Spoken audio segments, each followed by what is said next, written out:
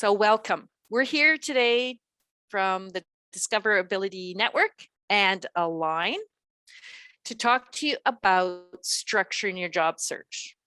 This is actually one of my favorite things to talk about because as an employment counselor, nothing makes me happier than when people find jobs in the field that they want, can earn a wage, feel better about yourself, develop your skills, and just move into the world of work. So I will be presenting today. My name is Lisa Callie. I am a programs manager with the Ontario Chamber of Commerce. Elizabeth Novak, would you like to introduce yourself? Yes, my name is Elizabeth Novak, and I am the program coordinator for the Discoverability Network, and I work very closely with Lisa. And Liz Moeller, who is another partner in crime. She works with Magnet Align. Certainly. Would you like to introduce yourself? Sure. I'm Elizabeth Moeller. For today, you can call me Liz, just to avoid some confusion. And I work at Ryerson Magnet in inclusive hiring. And I'm happy to be here today to present. Great. So let's get started. Okay. I'd like to start with a land acknowledgement. I think it's important to be inclusive of all the different dimensions of diversity that are out there. So as part of the Ontario Chamber of Commerce, I'd like to acknowledge that the work we do takes place on the traditional territory of the Mississaugas of the Credit, the Anishinaabe, the Chippewa, the Haudenosaunee, and the Wendat peoples, which is now home to many diverse First Nations, Inuit, and Métis peoples. Our regional hubs and partners across Canada also gather on traditional territories of many Indigenous nations who've cared for these lands since time immemorial. So important to recognize that. Okay, so today, Liz, I thought we'd talk about what is job search. I suspect everybody has a pretty good idea. What do you think? I think so, but it can't hurt to review maybe some tips that we might not think about. I also think a lot of people tend to think of job search as only when you're looking for your first job or second job. But I actually think job search takes place across your career. Would you agree? Absolutely. Yeah, and it's interesting that you've distinguished between the words job and career. Yeah. They mean slightly different things, which I'm sure we'll get into. Yes, exactly. So most of the time today, we'll be talking about how to create a job search plan. And it really is a plan that we are going to encourage you to formalize and write down. And that's so that you can assess how the metrics, is this working for you? And the only way we can tell, if we use the only metric is, do I get a job? Then you won't know what is actually working for you during the job search. So we need to measure or have metrics for other things. And we'll talk about what some of those will be based on my experience as an employment counselor, my training as an employment counselor, and then our work working to connect people with disabilities to employers. Before we start, I am going to mention what the Discoverability Network is. So on the bottom right hand of the screen is the Ontario Chamber of Commerce logo, and our job is to provide tools to employers. So we created the Discoverability Network, and our logo is on the bottom left hand of the screen. And this network connects businesses to job seekers with a disability. Why? Because businesses are short talent, and they recognize that people with disabilities bring a lot of value to the workplace. So we've set up a job matching portal that will connect you directly to each other. It has other features. Importantly, it's free. The employers on it are actively searching for candidates with a disability. We also provide free training to job seekers, career and universities and colleges, employment service providers, and of course the businesses that want to hire you. And finally, we create networking events. that connect you directly to employers. So you can follow us on social media to learn more about that. Elizabeth will follow up with an email to you, or you can go to our discoverability webpage, which is discoverability.network. Now, I'm going to let Elizabeth talk about Align in a little bit, but as we move further down. So what is job search? So I think we could simplify it at its most basic, seeking employment. But there might be times we look for jobs where we're currently employed.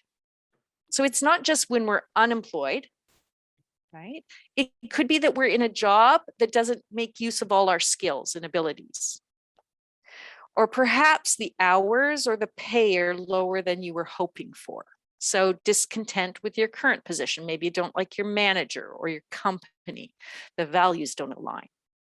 It could also just simply be a desire for advancement. And sometimes we need to leave a job in order to get better opportunities. Elizabeth, do you have anything to add to that you think, or comments on this? Yeah, I guess I would just say that certainly with the pandemic, job search might have been necessitated through a layoff, or maybe we were in the serving industry and that's kind of changed, or maybe we were in healthcare and we've been redeployed. So we've had to really think about what it is we want to do. Yeah, it's a really good example. And I think there's employment for jobs that we need right now, survival jobs. And then there's employment for our career goals. And you mentioned that you hoped we would differentiate between the two. Neither one is good or bad. It depends what else is going on in your life. But you should understand that they're different. And the job search for each of those might be different.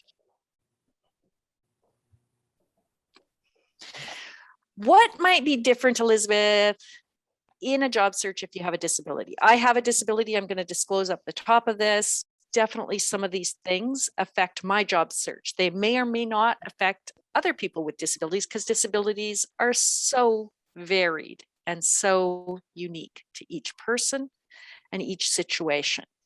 So what might be some of the things, Liz? Yeah, I think, you might have a non-traditional resume. There's nothing wrong with that. It just means maybe I know myself, I have a visual disability and I took a little bit longer to do school. So I didn't maybe have as much requisite work experience. So I might have had some gaps. That's okay. Maybe where I look. So maybe I'm looking on, hey, discoverability, because I want to look in places that are inclusive and want to hire people with my talent. And maybe how I tell my story. So, I might use my disability as a part of my brand. That's a personal choice. You don't have to. But how and where you tell your story, and if and when and how you disclose might be a thing to consider as well. And you don't have to disclose, but if you do, that might be something to consider. Elizabeth Novak, you have your hand up. I do, because my previous experience with looking for jobs, I have a disability as well. I have low vision and I'm legally blind. I can't work in jobs where I'm required to drive or have a driver's license. So that really affects my the types of jobs I look for, whether it's remote working opportunities or whether I have access to public transportation. Okay, yeah, good point. So that kind of goes back to some of that is job qualification, but some of that also relates to accommodations. And we'll talk about disclosure and accommodations. I don't want it to be the main point of this presentation, but we will talk about it because it is important. It might also affect what mentors and sponsors you have or do not have. So let's dive in. So Elizabeth, you mentioned, Liz, you mentioned that you might have a non-traditional resume. What does a non-traditional resume look like? Like, what do we mean by that? Yeah, so it could be a resume that you do where you're really focusing more on the skills rather than chronologically or, listing all of your jobs that you've had and the dates that you've held them, because you might have had a gap. So maybe you're doing more of a functional resume where you're listing skills. Maybe in my case right now, I don't even have a resume that I use frequently. I have a CV. So that's listing activities that I've done, as well as jobs, conferences I've been to, that kind of thing. It might also be listing work samples that you've done. So just maybe doing things a little bit differently, and that's okay. And in fact, it can show some creativity if you put together a non-traditional resume. And I think as an employment counselor, if you have a non-traditional resume or non-traditional background, it's really helpful to find a great employment counselor who can help you deal with some of these issues in the best, putting your best foot forward, telling the best story about that you can. Because sometimes we're not always aware of what we can see. Do you know how long the average recruiter, Elizabeth, looks at your resume?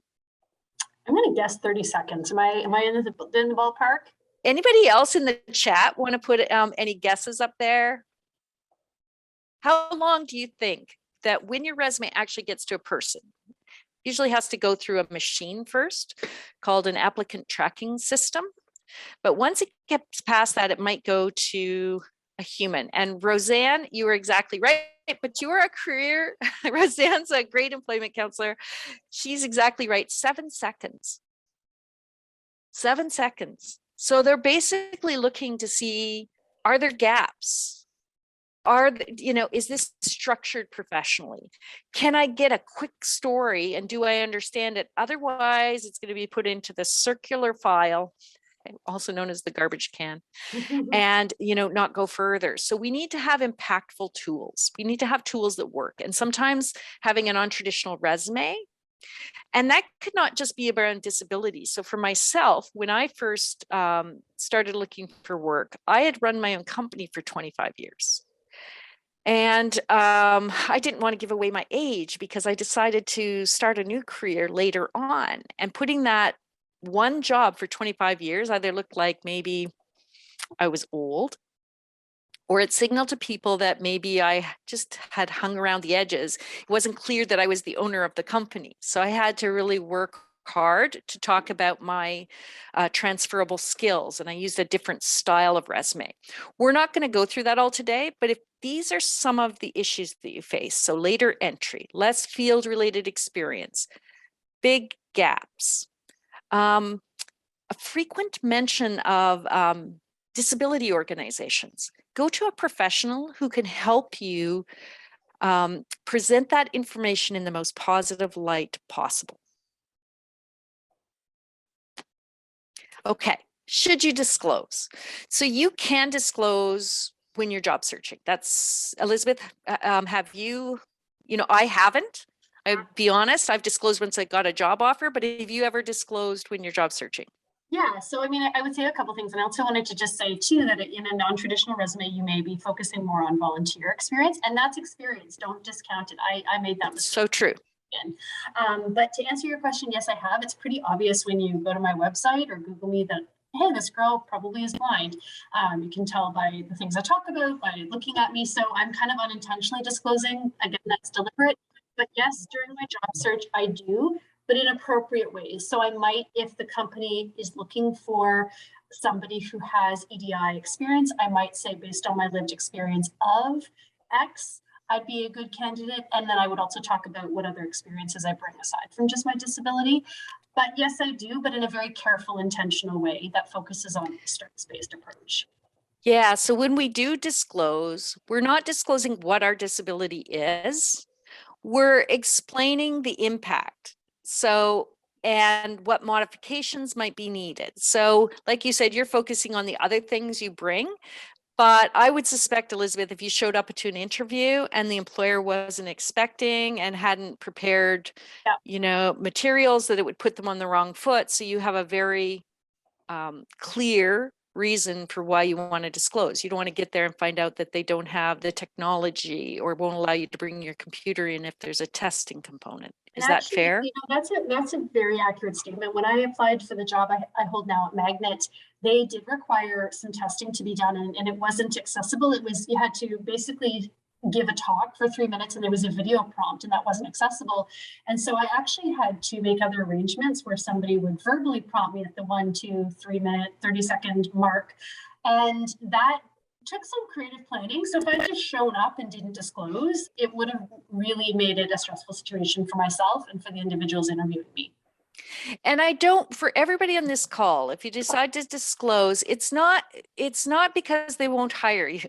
It's because you want to do the best you can when you get a job interview. And if you're scrambling around with them to figure out, everybody's more stressed, so maybe you're not going to do as well. And maybe the employer's stressed going, wow, I look like an idiot. This person's going to be angry with me. This person's going to think I did this deliberately. And then nobody's putting their best foot forward. So you're asking for an accommodation so that you can just have a level playing field with everybody else who's on that interview or who does that job. Okay.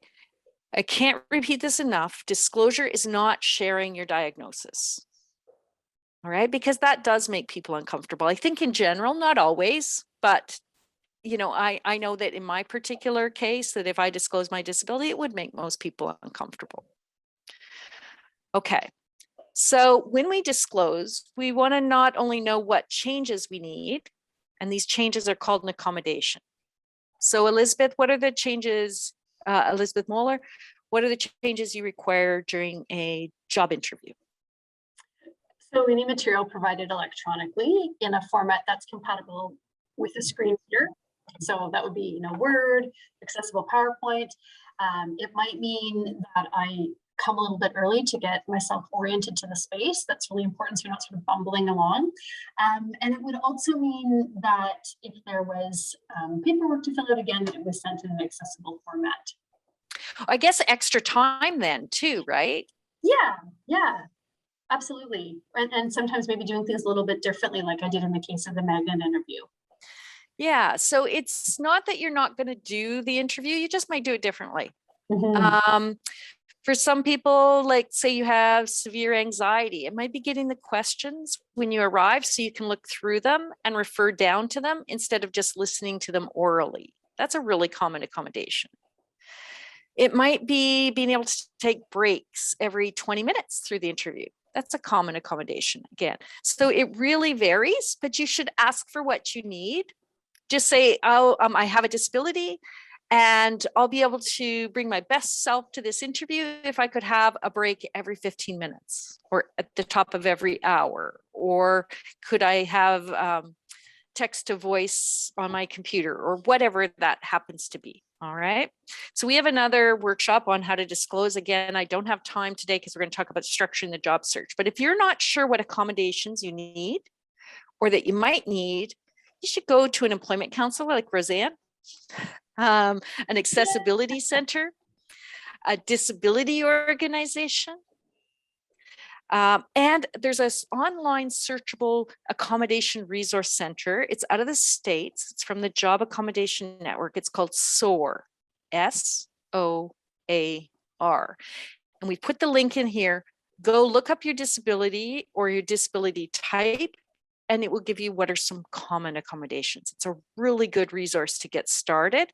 Sometimes, like say we have a learning disability, and in the past, we haven't had accommodations. There might be suggestions on there that would help you, that you just get you thinking about what you need.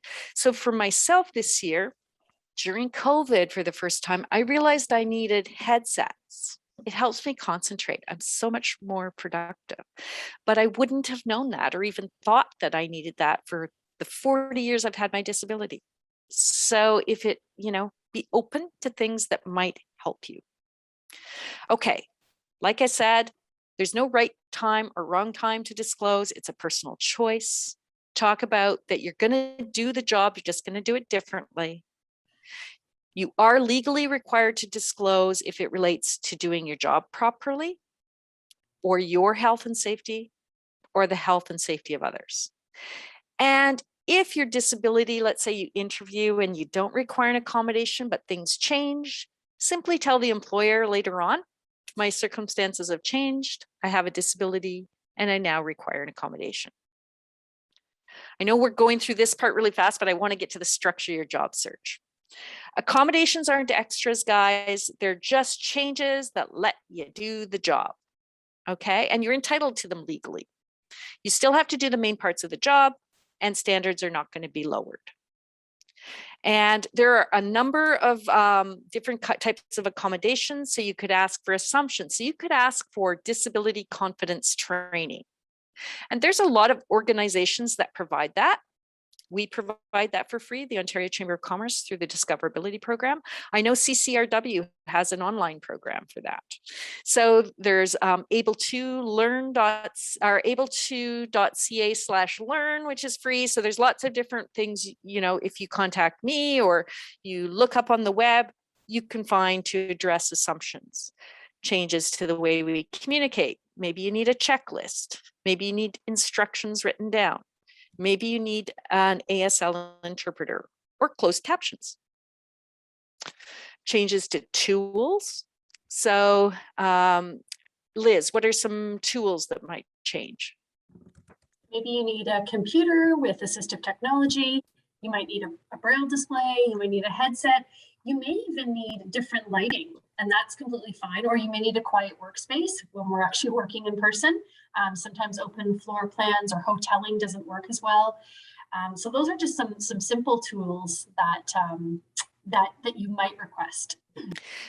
You could ergonomic keyboards, ergonomic mouse, sit-stand desk, simply the ability to stand up and sit down. Flexible work hours and working remotely. There are tons. And again, look at that SOAR.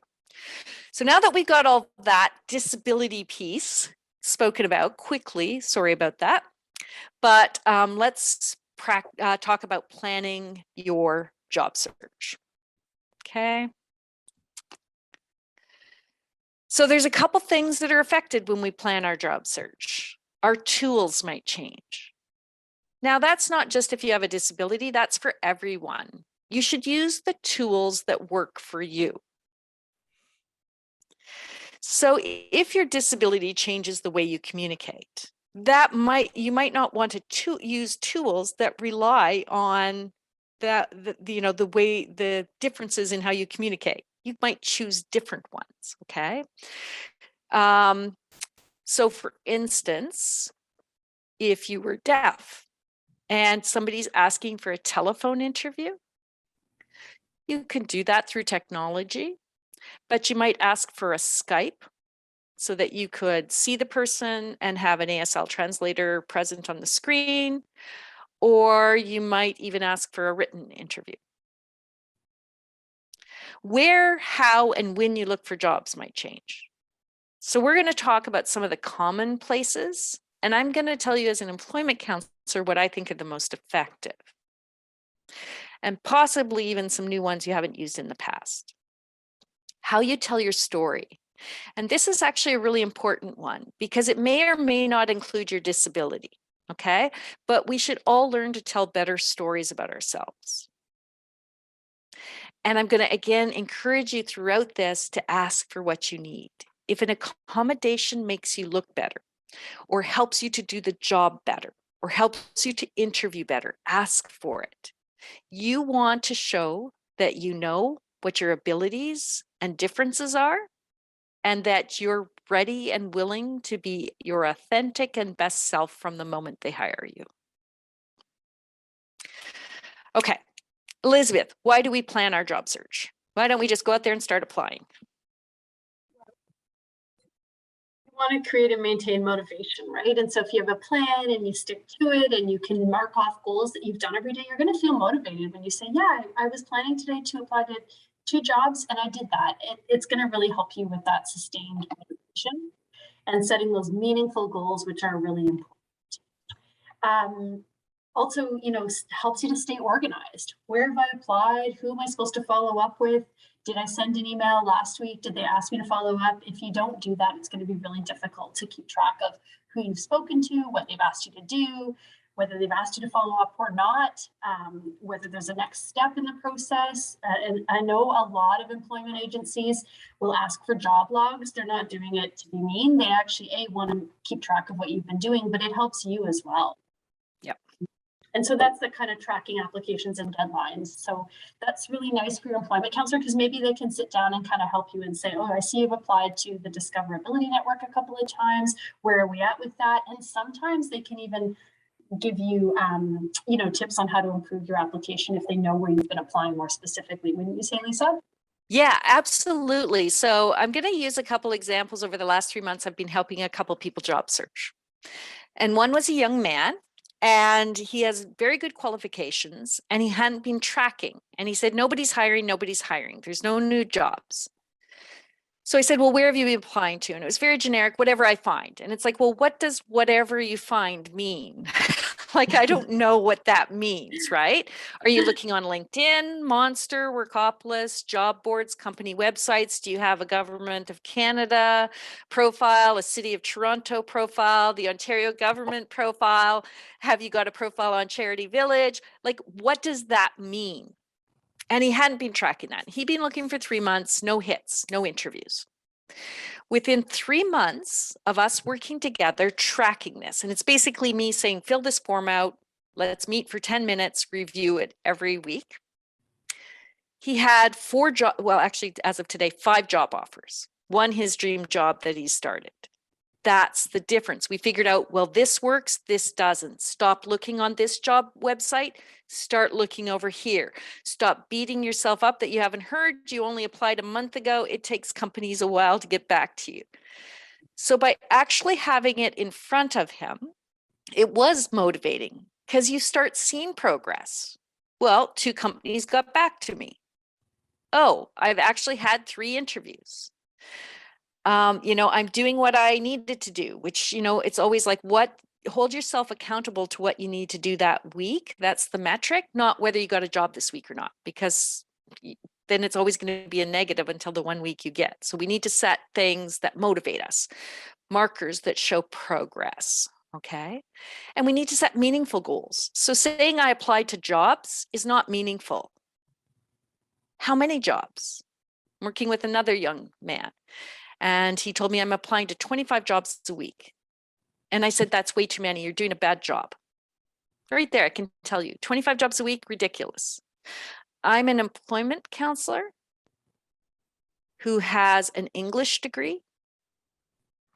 I teach at 2 colleges, and I can't apply to 5 jobs a day.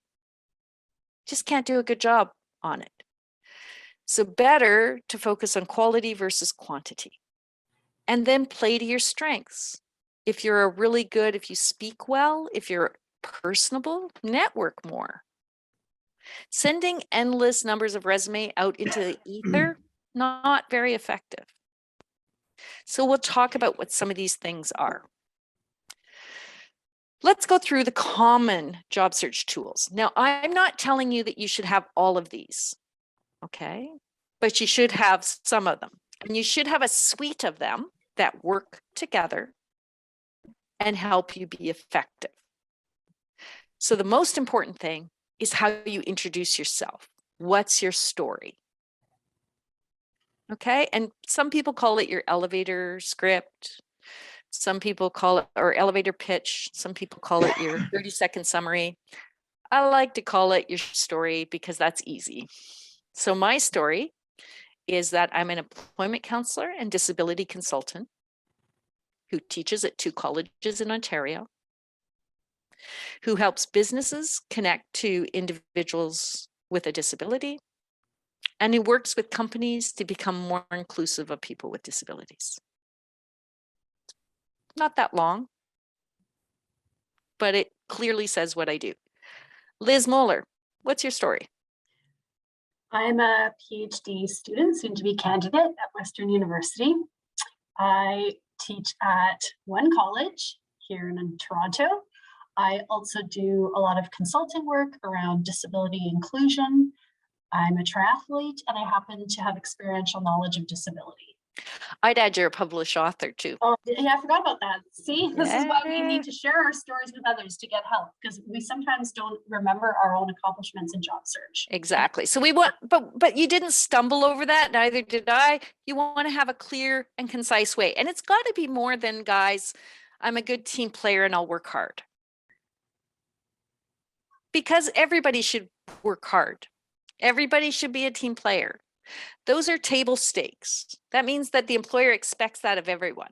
So you need to tell a story about yourself that's authentic and real. and, you know, links you to the job that you want. Again, we have another training on that, so I don't have tons of time to talk about that today. The three most common job search tools are the resume, cover letter, and references. Those are good tools. They've been around for a long time. So you'll probably be using at least two of those three. And if you don't, you should go to an employment counselor, an employment agency, and get one of these three. Interview skills are another one. Portfolio of work, networking abilities, job fairs, having a mentor or a sponsor, and using social media. Again, you might not use all of these, but I'm going to tell you that I think the next most important, other than your story and, you know, your resume or an online profile, I think networking is the next most valuable skill that you need for job search. Elizabeth, agree, disagree? What do you think? Oh, absolutely. And I think that a lot of jobs are found through that hidden job market. You're talking to somebody, you're networking, and they say, oh, I'm looking for somebody part-time to do some research. Would you be interested? So you haven't even gone online and applied. You've just connected with someone who said, yeah, I need someone. Exactly. Job boards and company websites are also really important, okay? It's, you know, it's probably unlikely that that's the primary way, and you're far more likely to get an interview off a company website than you are a job board. By a job board, I'm meaning online digital tools that connect you to employers. So think Monster, Workopolis, Indeed. Professional networks, LinkedIn. I'm a huge fan. I think it's phenomenal. And you know, it does have a very good job board, but it's where you reach out to contact people for networking purposes, where you can learn about courses or upcoming events. I've had this discussion so much. I just hired a young man in our office. And, you know, I was saying to him, do you have a LinkedIn account? And he said, no. And I said, well, you're going to need one. I'm going to suggest you have one. So he created it. And it turns out one of the people he went to school with works at our company. Because he had no LinkedIn and hadn't kept up with this person, he didn't know about all the jobs we've been hiring for in the last, you know, 2 years. Right. So it shows you the power of that tool. Discoverability. Now, I'm not promising each and every one of you is going to get a job through discoverability, but it's another tool. And it's actually a tool where your disability becomes an asset because our employers are looking to hire people with disabilities. So the numbers are much lower than a general job board, which means your chances of getting connected to the job are much higher. So I'll give you an example. We're part of the larger magnet system, which is an amazing system, amazing tool. If somebody looks for a job for an employer in the magnet system, and this is actually a true story, we had about 300 matches. But our employer said, we want to hire a person with disabilities. So we applied that filter and it went down to 30. So your odds of getting connected to one of the employers on our system went from 1 in 300 to 1 in 30. Much better odds. There's another tool called Align. Same thing. Elizabeth, do you want to just quickly, I have some slides coming up, but you can also talk about, you know, Align looking for, well, what is the purpose of the Align tool? It's really a really nice way to deal with resume gaps, which we talked about earlier. It's a personality assessment. It's not a test, it's an assessment you take. It helps you identify your strengths, maybe areas for weakness or where you want to improve, but most importantly, it gives you language to talk about yourself, to tell that story that we talked about earlier. So it gives you concrete words that you can use when you're speaking to an employer, doing your elevator pitch or in a cover letter. And then there's a nice report that gives you really detailed visual graphics about who you are and what some things are that you bring to a particular position.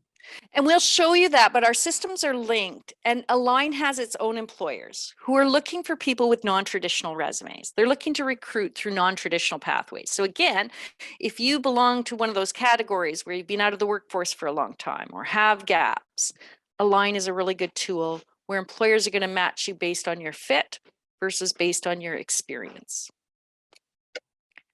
Okay. Big message here is choose the tools that work for you. but the tools should also tell the same story, right? So if your story includes disability, have it run across all your, all your tools. So it might be for Elizabeth, somebody who's excelling in the marketplace as a disability consultant with lived experience of disability. That's a positive story to tell. Or it might be myself who has lived experience of disability and is a disability consultant helping employers to become more inclusive. But that story appears throughout all my job search tools, and they all have different roles. So your story is how you introduce yourself or how you answer that question, tell me about yourself in an interview. Your resume is a synopsis of everything you've done. It's a 2-page introduction to you, your work history, your education, your work skills. Cover letter links you to the job you're applying to. Not all jobs require a cover letter. References the interview and possibly a portfolio if you're in a visually strong field are proof of what you say you can do. Social media, networking, LinkedIn, and informational interviews are just simply you talking to people, telling your story to see if there's any job openings or recommendations they can make. And discoverability, Align, company websites, job boards, and your network are where you look for those jobs. You need to tell your story better. Okay, so when you tell your story, it should be about your abilities, not just your disability. Don't focus on your disability. If you go in and no one's going to hire you because of your disability. They might hire you because you have abilities and you happen to have a disability, but no one's looking for, let's get somebody with acquired brain injury. We need them for this job. Nobody's going to do that. So we need to lead with our abilities and strengths, your skills, your experience, your education, and if you can do a good job, how you do things in a different way. So Elizabeth is a very, very strong verbal communicator, and her website makes mine look really bad because she's mastered technology. She's much better at technology because she uses assistive tech because of her disability. And that's a great kind of way to put a positive spin if you were asked in an interview, just those questions around what are your strengths? Like, you can say I'm an excellent problem solver or I'm an excellent technology or assistive technology user because I've had to adapt due to my disability. So you're throwing it in there, but it's in a positive way. Yeah, it's so true. Now, how you tell your story and what you say about yourself is your brand. It's how people not think of you. Or think of it as a consistent perception of you, always in the workplace, okay? It includes your work-related experience, expertise, abilities, achievements. Again, that same feel goes throughout, but also, and Elizabeth, I'm going to cover this one because I know you can't see what I've got up on the screen, but you can see same colors, same visual look, same fonts. Nowadays, we're extremely visual society. This is an expectation that things match and look like they belong together.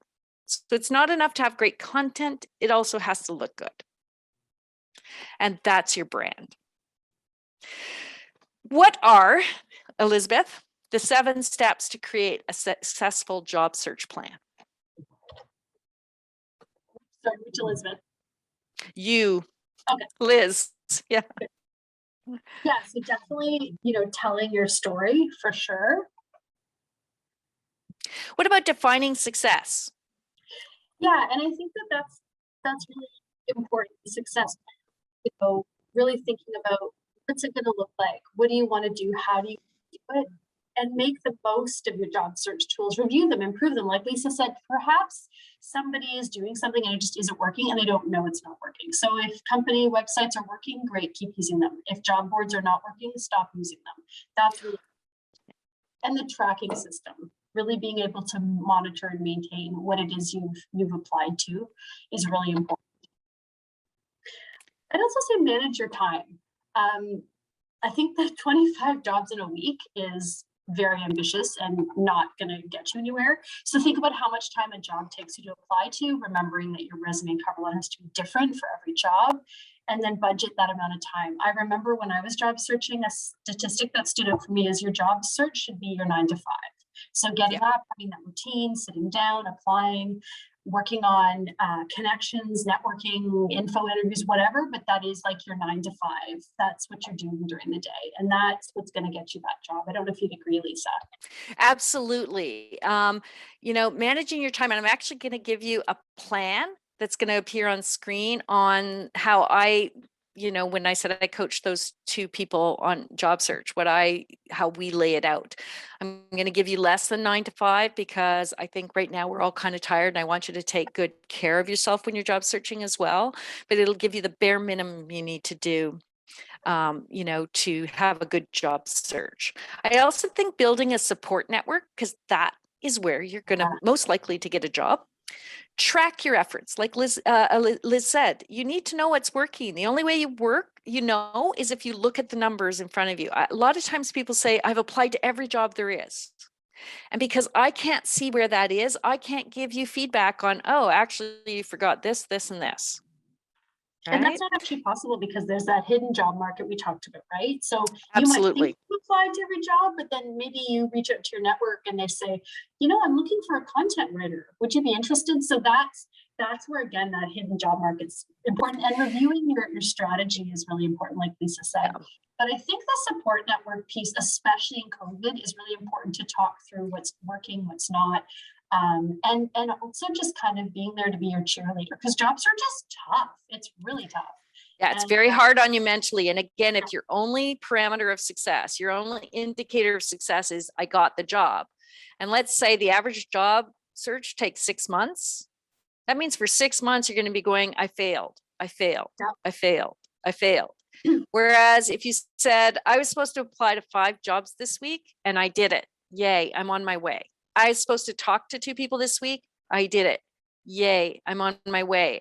And guaranteed, like, this will work. You just need to organize it, track it, and improve on things. So everything that you do in your plan is going to be a SMART goal.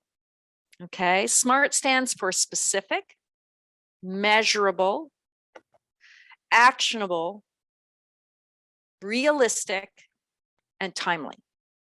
Okay, so specific means I'm going to apply to, not jobs, I'm going to apply to 5 jobs. That's very specific, right? I'm going to apply to 5 jobs in retail.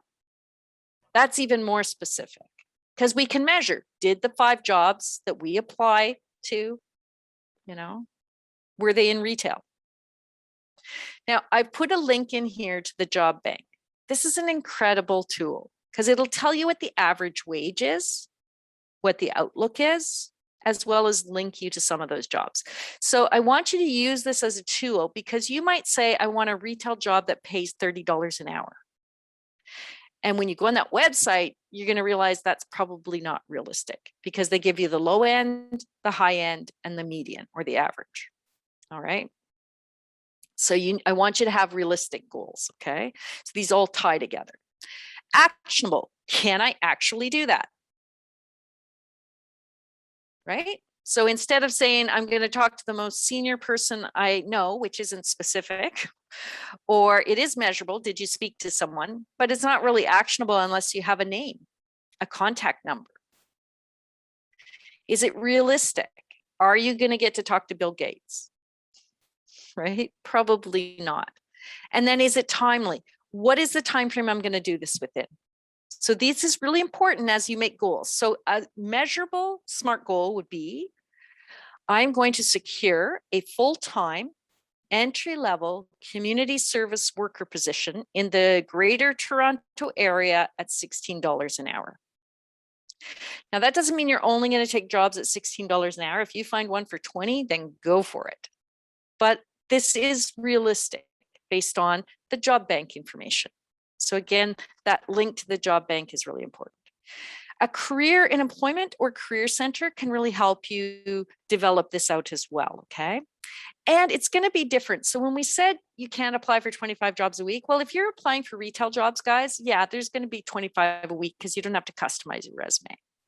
But if you're applying to jobs like a community service worker where you needed some training, you're going to have to customize it to that particular company. You have to change your resume and you have to change your cover letter. Make the most of your job search tools. I can't stress this enough. So I've put up a couple here. So this is my personal LinkedIn account. Feel free to reach out to me. Feel free to link me in. I'm try to post on employment and disability topics, but happy to add you. So you can see I have a picture. I have a background picture. My story that I put on LinkedIn is I'm a passionate advocate for diversity, inclusion, belonging, and equity. It tells you my jobs. It gives you a whole bunch of information. You want it to be filled out. This is my discoverability account. Same thing. I've been on discoverability for over 5 years. I've gotten my last 2 jobs through it. Different background, same professional picture because I want my brand to be consistent. And down here on the bottom right, I've given you 2 pictures of, and one is of a resume, and one is of a cover letter, and they're beautifully done. They're generic, but they use the same graphic treatment. They include all the information that you need, and they'd be, you know, great. So your resume not only has to have great content, it also has to have a consistent visual theme. One's not more important than the other, but they're both important. Update your job boards and networking sites with professional images, the most current information, and continue to build out the number of people you connect. So if you look, I have 1,067 followers and over 500 connections. All right. This is a lifelong tool. I've been on this for 10 years, right? But it also means that in my last 2 jobs, when I wrote down that I'm no longer working, I had job offers within a day. People reaching out to me. So that's what you want to use these tools for.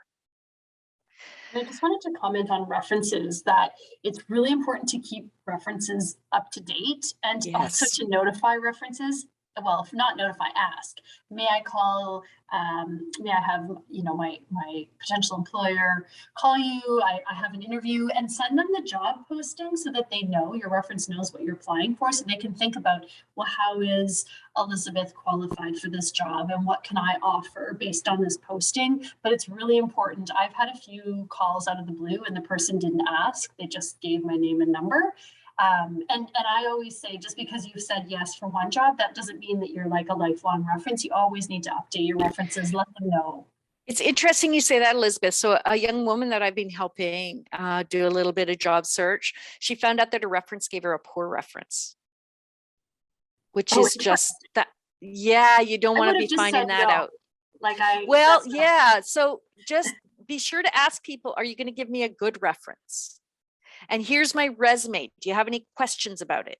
And here's my LinkedIn account. Do you have any questions about job posting? Because they might say, like, I've had a situation recently where someone said, I'd love to be a reference for this scholarship, but I don't think I know your academic work well enough to talk about what you would need. And so because I sent them the information, they were able to say, gee, Elizabeth, I'd love to, but I don't think it would be what you'd need. And then I went and found someone else. So sometimes no is not a bad thing. No just means comment on your academic work or your presentation skills or whatever it is.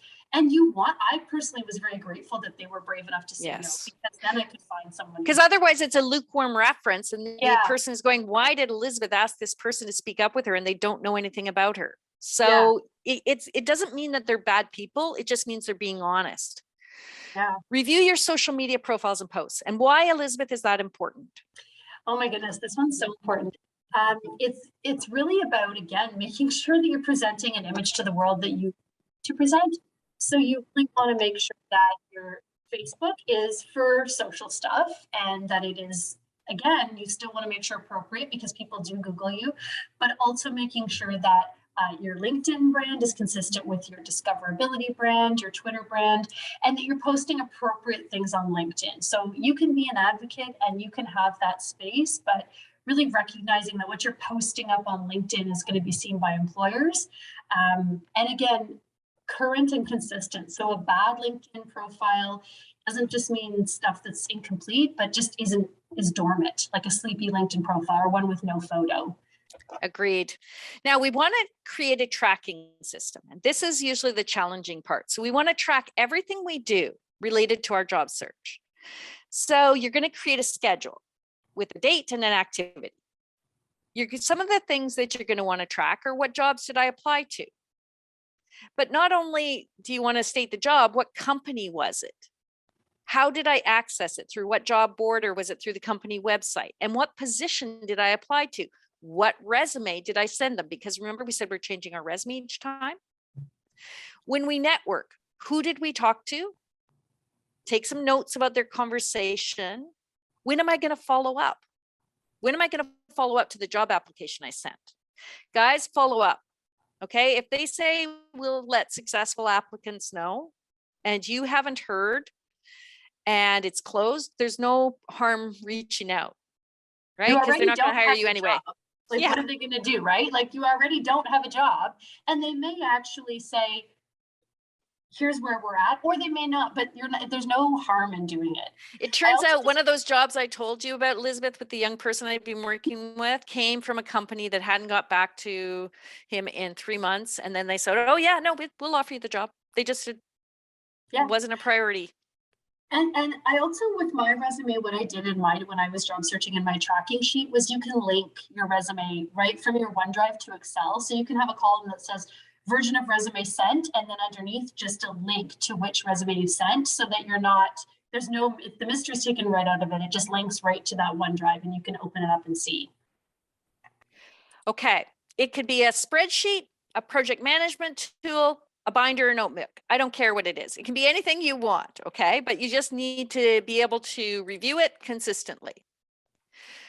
Okay, this is a really important concept. An employer is going to invest in you when they hire you. So for, let's say, an entry-level job at $16 an hour, that employer is going to spend $31,000 on you in the year. Okay. If it's a $20 an hour, it's about $40,000 a year. And for a $30 an hour job, it's about $58,000. That's a lot of money for small businesses. So treat it like you value, treat it like you're winning a $30,000 lottery. Work for it, invest in it. Job search is an investment.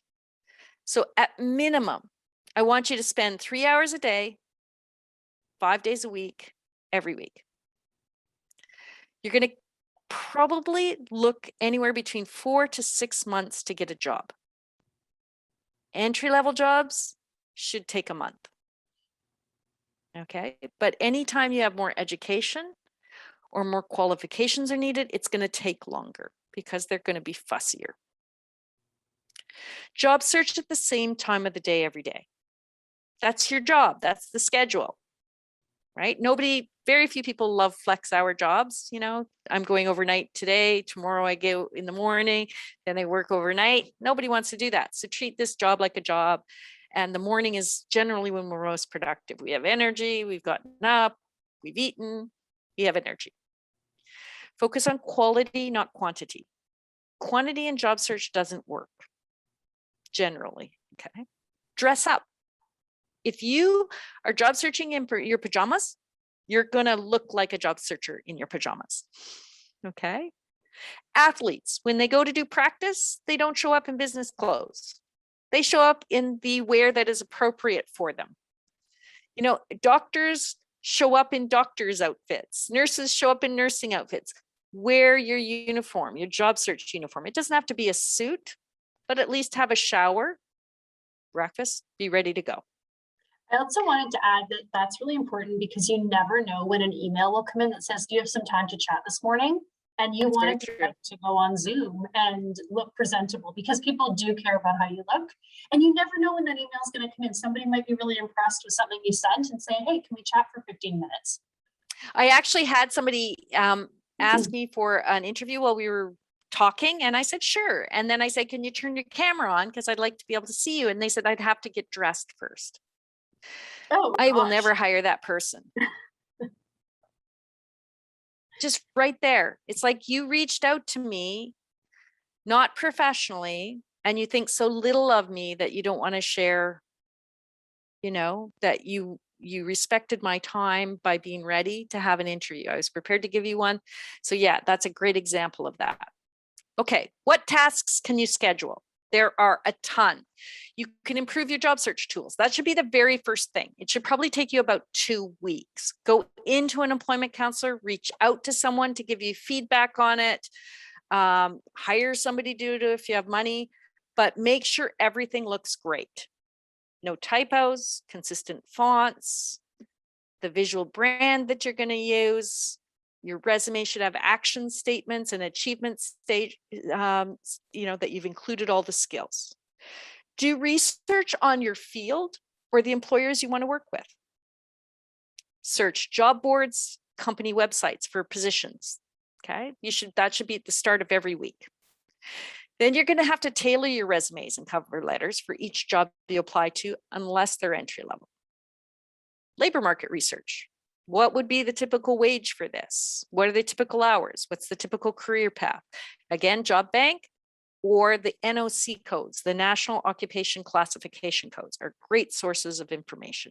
Elizabeth Novak, can you drop that into both those links into the chat?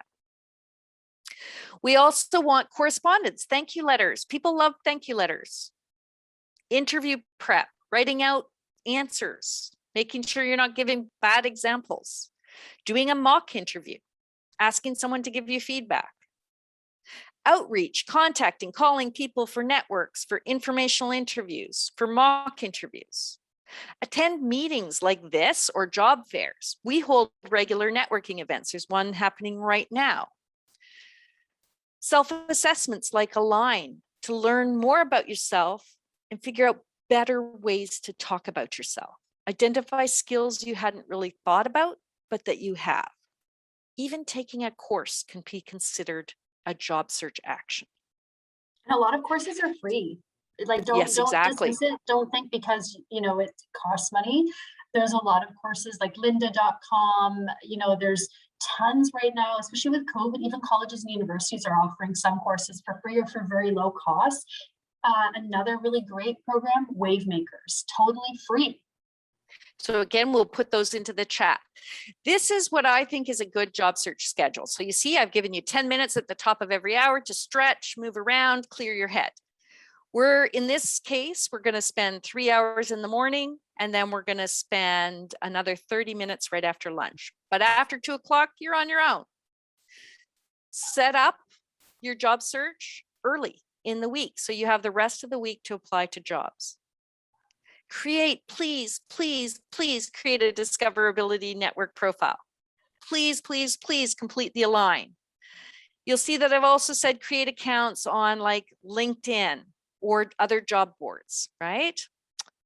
Plan your outreach. So Monday should be all about planning and fixing things and getting ready. The rest of the week is doing things. So it's going to take you at least an hour to tailor a resume and a cover letter and apply for a job. So remember I said I want you to do 5 of those. So we need to create room for 5 hours of that. Identify 2 people you want to network with. Think about it. Go through your LinkedIn. Ask other people, in your spheres, who do you think I should reach out to? And then you actually have to reach out to them and have a chat and have the questions planned and what you're going to talk to them planned ahead of time. So by the time you've done all that, an hour for each one. Post on LinkedIn to show that you're current in your field and you're engaged in the job market. Thank you letters. Maybe you've heard back and somebody hired you or wants to do an interview. Write your thank you letters and emails. Create another account on a new job board, sign up for a course, write out and practice your interview questions, maybe book a mock interview again at one of those employment service providers. Have an informational interview with somebody in your field. And in an informational interview, it's not for a job. You're asking people, how did you get into this? What would you recommend? What do you look for in candidates? Okay, we have another training session on that. Review what worked and didn't, and then at the end of the week, schedule next week's work. It's easy to fill this time up. but you can start looking. And as you do them, as you look at the end of the week, did I apply to 5 jobs? Did I make my 2 networking calls? Did I do the mock interview? And if you did, you're well on your way to getting work. Build a network.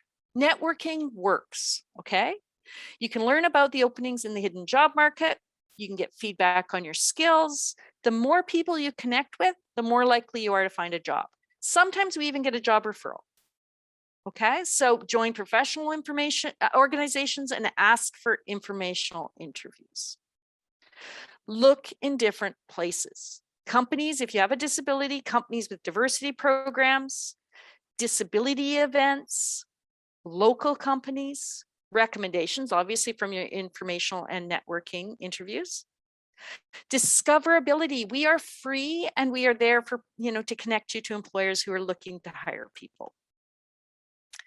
Okay, so there's our website. This is Elizabeth's website, Align, align.magnet.today. Again, that link will be embedded in the deck. You get this great report. You get words that talk about yourself that you can use to improve your resume and your online profile, as well as link you to employers. Final thoughts. Give it time, guys. The first 2 months are just developing your baseline. Okay, you're applying to jobs, but you're not going to hear, it's not like you apply to a job and hear back the next day. It's going to take at least a week or 2. All right, and you're not going to hear back from every job. So you got to build up enough, probably about 20 jobs before you start hearing back. Look back and see what's working. If you're really great at networking, plan to spend more time networking. If your resume is getting lots of hits off job boards, maybe say, okay, I'm going to apply to actually 7 jobs or 10 jobs. Know that you will improve with time and practice. Okay, but really, really spend some time thinking about that. So takeaways: access jobs through discoverability, Align, and the hidden job market. Disclose if you need an accommodation. Don't limit yourself to online job applications. Network, network, network.